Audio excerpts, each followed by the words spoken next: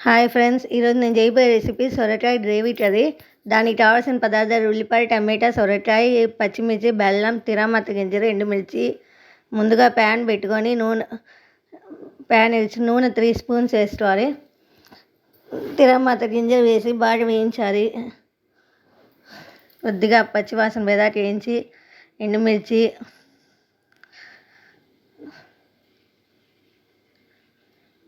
పచ్చిమిర్చి, ఉల్లిపాయలతో బాగా మగ్గనియాలి.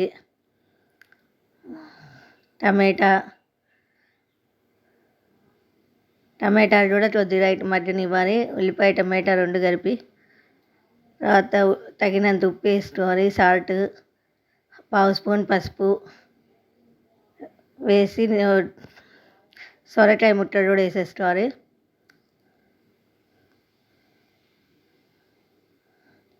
బాగా మగ్గనియాలి.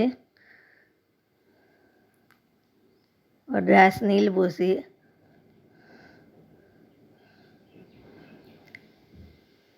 బాగా మెత్తగా రావాలండి. నేను సొరకాయ ఉడికిచ్చాను.